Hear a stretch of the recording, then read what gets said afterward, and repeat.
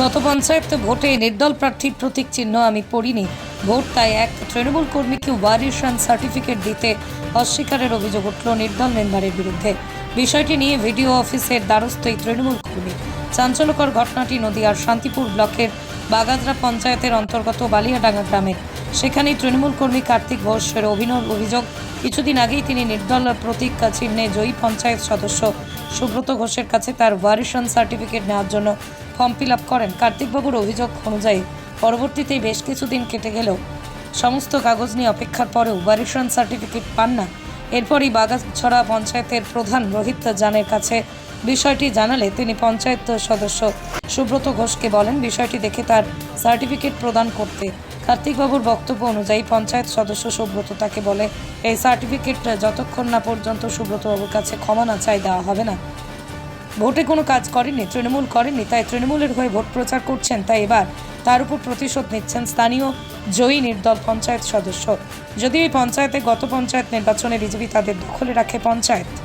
Only 50 meters from Palpara railway station and 1.5 kilometer from National Highway, Palishuri Supermarket Complex, the largest market complex in Nadia district. 1, 2, 3, 4 BHK flats starting from 11.99 lakhs. Instant bank loan.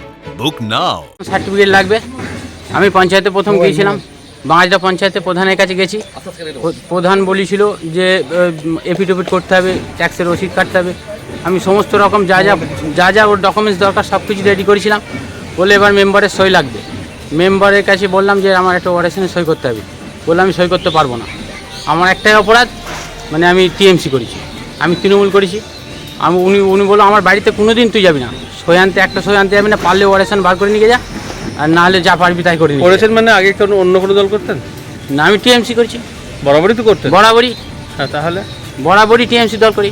তো আপনার উপরে এরকম যখন হলো আর কারোর উপরে হয়েছে শুনেছেন? না, আপাতত এখনো পর্যন্ত শুনিনি। এবার হয়তো আগামী দিন কারোর ওয়ারেশন দরকার হলে আমাদের লোকের সঙ্গে এরকম করতেও পারে। আপনি ক্ষমা চাওয়ার একটা কি ব্যাপার? ক্ষমা বলতে মানে প্রধানের কাছে যখন গিয়েছিলাম আমি, প্রধান নিজে ওখানে উপস্থিত ছিল, আমাদের এখানে স্পট ইনকোয়ারি করে ও দেখেছিল। তখন মেম্বারকে ডাকা হয়েছিল পঞ্চায়েতে। মেম্বার আমাদের সুব্রত ঘোষ, উনি পঞ্চায়েতে গিয়েছিল। কোন দলের মেম্বার? ও নির্দলের মেম্বার, এখন বিজেপির সঙ্গে ওর মানে বিজেপির সঙ্গে আছে না। আচ্ছা, ও প্রধান যখন ওকে ডাকলো তখন বললো কী ব্যাপার, বললো ওরা আমি সই করতে পারবো না। প্রধান বললো কেন? বললো ওর ভুল স্বীকার করতে হবে, তবে আমি তোকে সই করবো। কি ভুল? ভুল আমি মানে টিএমসি করেছি, যার জন্য ওকে ভুল স্বীকার করতে হবে। ভোট আমি ওকে দিইনি। সেরকম অনেকেই তো তৃণমূল করেছে বা করে। হ্যাঁ, করে তো। তার জন্য ওয়ারেশন সার্টিফিকেট পাওয়া যাবে না? পাওয়া যাবে না। আচ্ছা, অভিযোগ করেছেন তো? হ্যাঁ, অভিযোগ আমি ভিডিওতে কমপ্লেন দিয়েছি। কি বলেছেন? বলেছেন দেখছি ব্যাপারটা কী করা যায়। আপনার নাম? আমার নাম কার্তিক ঘোষ। বাবা হরিদাস ঘোষ। এটা বালিয়াডাঙ্গা। কোন পঞ্চায়েত? এটা বাগাজরা পঞ্চায়েত। আর প্রধান যে বিজেপির, তার নাম কি? নাম রোহিত জান। উনি কিসের? বিজেপি? হ্যাঁ, বিজেপি। উনি ব্যাপারটা হালকা করে দেখলো। এই জায়গাটার নাম কি? এটা বালিয়াডাঙ্গা, হরিপুর শান্তিপুর। আপনার বাড়ি এখানে? সার্টিফিকেট মনমতো ঘোষ। আমার বাবা হরিদাস ঘোষ, দাদু মনমতো ঘোষ, আর হরিদাসের ছেলে আমি কার্তিক ঘোষ। তো আপনি কার ওয়ারেশন আনতে? আমার মনমতো ঘোষের ওয়ারেশন লাগে। মানে দাদু? কতজন সদস্য? আমরা 8 জন সদস্য মেম্বার। আমার 4 পিসি আর 4 বাক্যটা। তো মেম্বার বলছেন যে আপনি যখন সই করতে তখন একজনের কথা বলেছিলেন। মেম্বার ওটা মানে ভুল, ওটা ওর কাছেই যায়নি। ও শুধু একবারই বলেছে আমার কাছে আসবে। মেম্বার সই করেছিল? না, ও সব ভুল। উনি বলছেন আমি প্রথমে সই করেছিলাম, তারপরে কেটে দিয়েছিলাম। ভুল ধারণা। সই করলেও আমার কাছে কাটবে কি করে? আমি তো মেমালাম, তাহলে ওয়ারেশন বার করিনি। আরেকটা কথা তিনি জানাচ্ছেন যে আপনি নাকি তাকে মানে এই বারোয়ারি মন্দিরের সামনে অকথ্য ভাষায় গালিগালাজ করেছেন এবং হুমকি দিয়েছেন। ও বলতেই পারে না, মিথ্যে, পুরো মিথ্যে অভিযোগ। পুরো মিথ্যে অভিযোগ। উনি বলছেন এগুলো পুরো সাজানো। উনি বলছেন যে তৃণমূল কংগ্রেস তো আমিও একটা টাইমে, উনিও নাকি একটা টাইমে করতেন। জানি না কবে করেছি। আচ্ছা, তো আরও তো এখানকার লোকেরা তৃণমূল করে, কাউকে আমি এরকমভাবে ক্ষমা করতে চাইতে বলি না। হ্যাঁ, এরকম ধরনের কাজ হয়তো এখন হয়নি।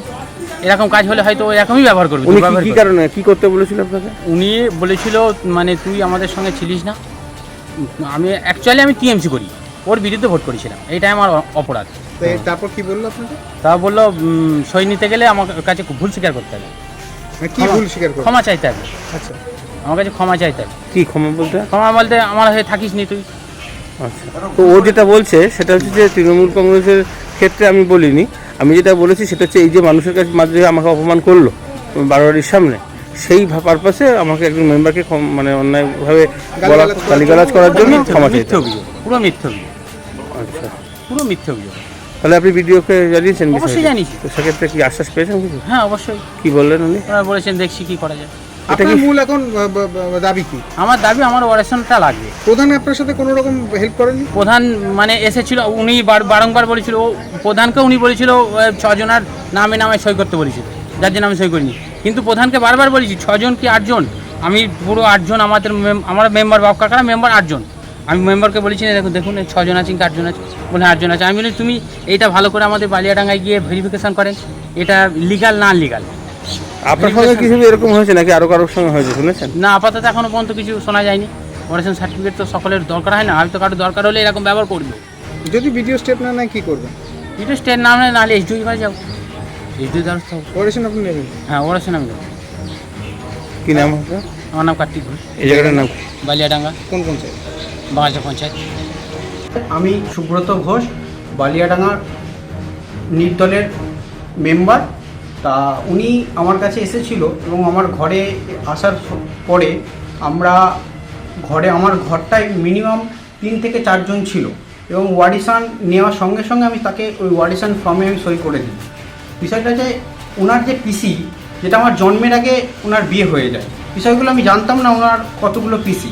তা যাই হোক, উনি 4টে ভাই আর মনে হয় আমার ঠিক এক্স্যাক্টলি খেয়াল পড়ছে না, একখানা দিদির বা একটা পিসি, মানে ওনার বাবার দিদি কিন্তু ওনার পিসি, উনি একজনের নাম দেয়। তা উপরন্তু সেই সময় আমি ওনাকে সই করে দিই। 2-1 দিন পর আমার সঙ্গে বারোয়ারিতলার সামনে দেখা হয়। আমি দেখি ওয়ারিশন ফর্মটা, তখনও বলে যে কিসের জন্য, না দেখি না ফর্মটা, কজনের নাম আমার খেয়াল পড়ছে না।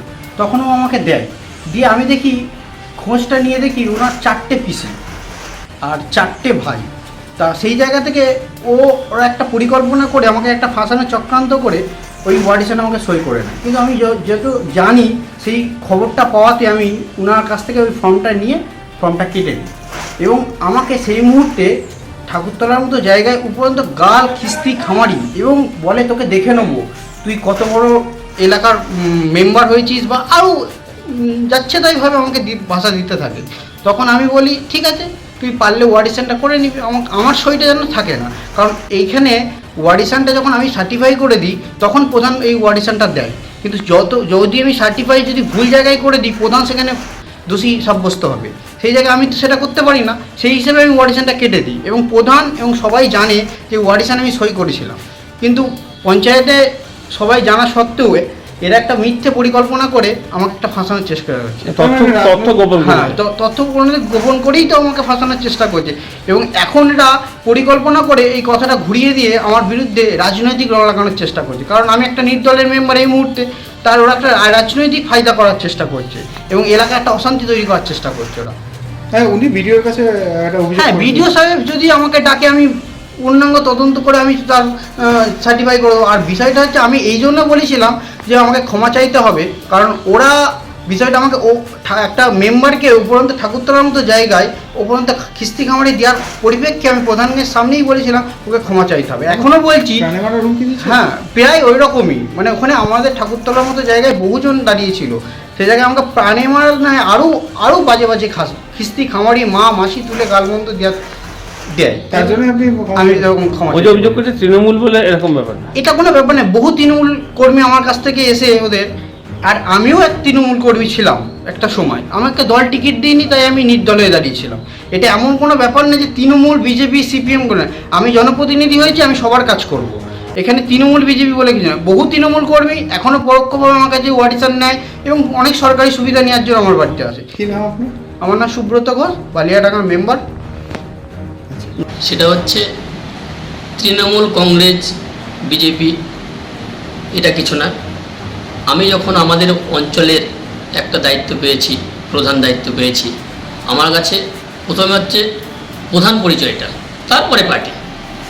তো আমি যেটা বলবো, এই ঘটনা আমি একটু জানি, সেটা হচ্ছে আমাদের বালিয়াডাঙ্গা গ্রামের মেম্বার সুবোধার ওয়ার্ডে এই ঘটনা ঘটেছে। এই ঘটনা ঘটেছে একটা কারণে, ওনারা নাকি ওয়ারেশনের জনগণের লোক ছিল, ততগুলিকে ওয়ারেশনে লেখেন, এড়িয়ে কিছুটা লিখেছে। যেমন একটা কথা বলি, সেটা হচ্ছে 8টার জায়গায় 7টা লিখেছে বা 6টার জায়গায় 4টে লিখেছে, এরকম একটা কিছু হয়েছে। হওয়ার পরে প্রথমে ওয়ারেশনটা ছিঁড়ে ফেলে। কে ফেলে? ওখানকার লোকাল যে মেম্বার আছে আমাদের শুভদা, নির্দলের মেম্বার, উনিই ছিঁড়ে ফেলে।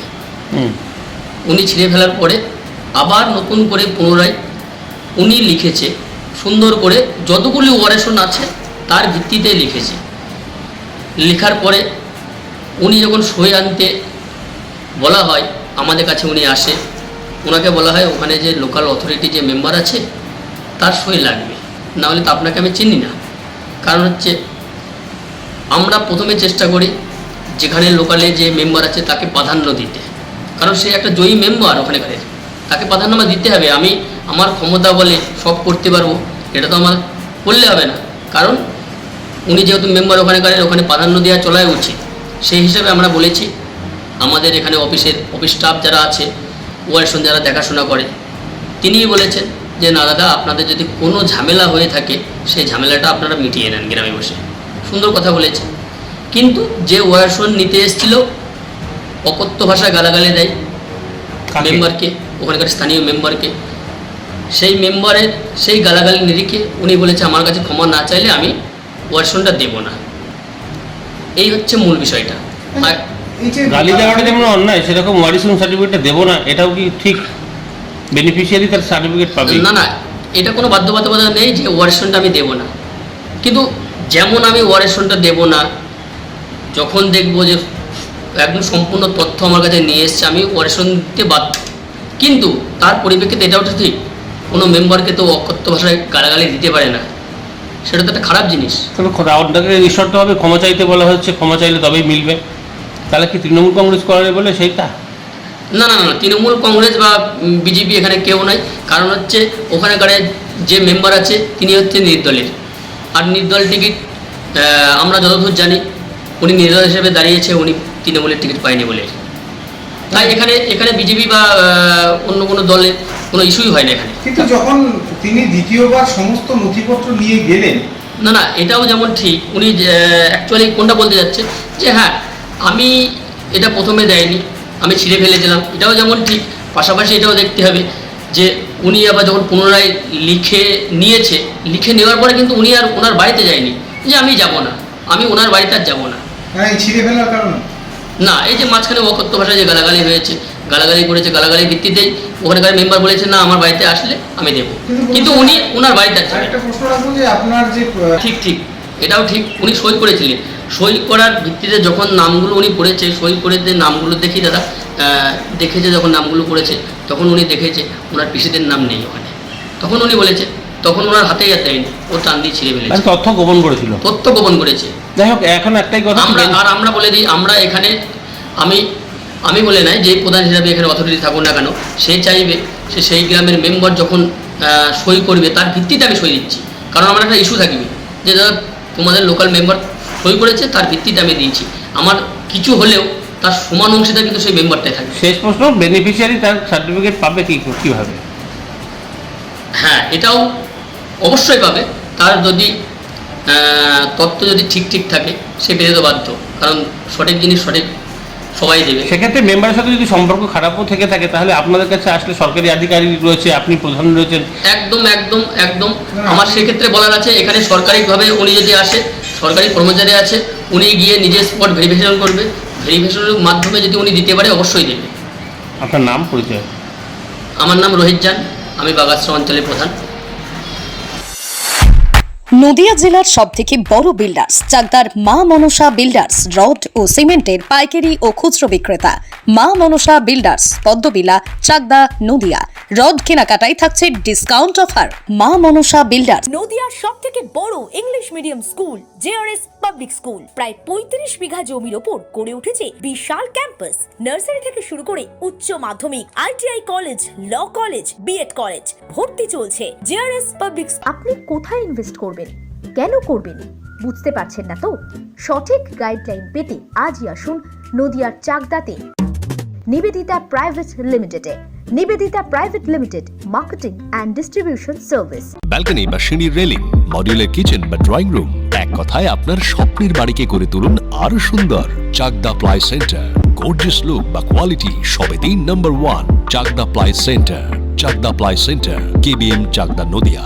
হোমওয়ার্কটা করেছো? হ্যাঁ স্যার। এ বাবা, ভুল করেছো কেন? চোখে কেমন ঝাপসা দেখছি, লিখতে আর পড়তে খুব সমস্যা হচ্ছে। চাকদার মডার্ন অপটিক্স থেকে ভালো চোখের ডাক্তার দেখিয়ে নাও। প্রতিদিন প্রকৃত চোখের ডাক্তার ও দৃষ্টি বিশেষজ্ঞ মডার্ন অপটিক্স, চাকদহে। স্যামসাং, জিও, রিয়েলমি, নদিয়ার একমাত্র অথরাইজড ডিস্ট্রিবিউটর ঘোষ কমিউনিকেশন, থানার মোড়, চাকদা, নদিয়া।